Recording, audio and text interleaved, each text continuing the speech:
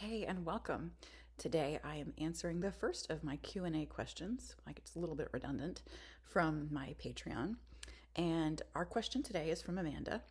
She says, I absolutely love adding fashion to my stories. I sew and cosplay as a hobby. Very awesome.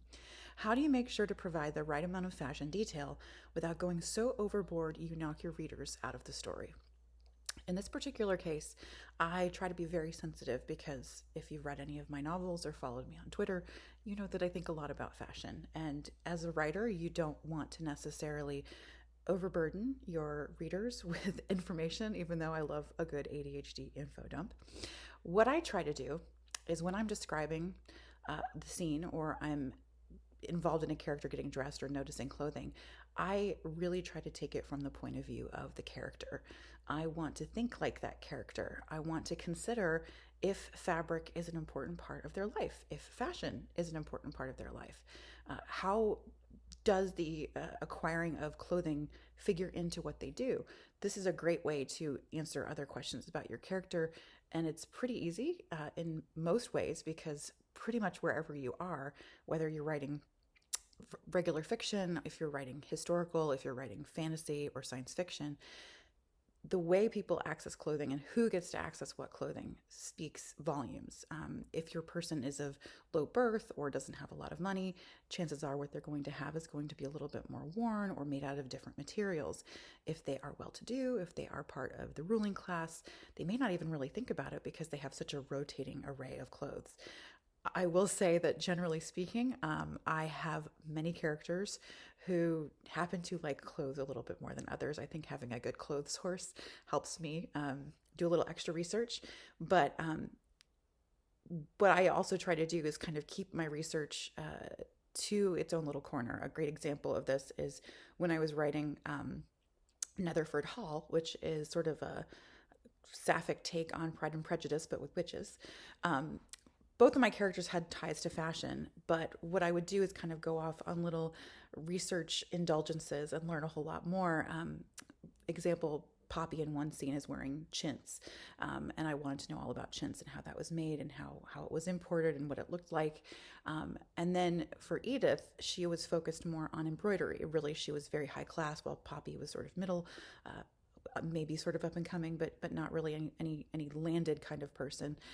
Edith, who is a gentle witch and has plenty of money and holdings of homes and property and things of that nature. For her, the embellishment of her clothing was really important. So I focused more on the sort of the design and the extra little bits that made it her. And it turned out that part of the love language between the two of them was that Poppy loved to embroider. It's not something she wore herself, but she loved to be able to do that. So at one point, that embroidery becomes a gift.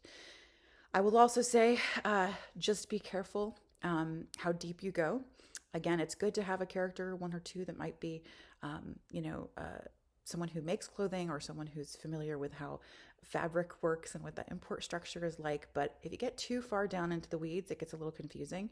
I have noticed in some books that I've been reading that people often use terminology without really knowing what it's like. And if you're writing historical, it's always up to you, but I feel like it's pretty important to ensure that when you're saying chintz and then you're describing what the fabric actually looks like, that it looks like it really does. And I think as historical fiction writers, we do kind of owe it to readers to not break that wall between what actually existed and what we're just making up in our minds. And of course, it's totally fine to make up things. I make up fabrics all the time in the fantasy that I do, but in historical, particularly if you're going to say taffeta or if you're going to say jacquard, just do a little bit of extra research. And on the other hand, if you're going to say jacquard, you don't need to then go into a diatribe about the jacquard loom and Monsieur Jacquard and how all of that changed the world for the better. It's probably not going to be in character.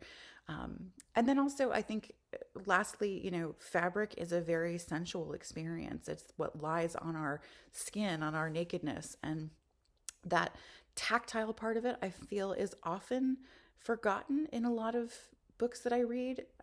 Silk is always talked about as wonderful, but there's so many other fabrics that feel so different on the skin that when you're running around or when you're nervous or sweating, all of those different fabrics are going to react differently on your body. So think about that. Think of the tactile experience of your character and what that does for them and what that means for them. Of course, as someone who's neurodivergent, I know that different materials can feel very comfortable. This is a super light cotton that I'm wearing now that's like almost worn through, but it's super, super comfy. Not a fan of polyester. You will not see very much polyester in my wardrobe. And that's part of my personality quirk, right? I don't like the feel of rough polyester on my skin. I don't like that it's not breathable. But I'm also privileged in being able to make that choice. And again, that's a great place that you can have character development. If someone is wearing something that they have no choice but to wear and isn't comfortable, that brings a whole other kind of side to their story.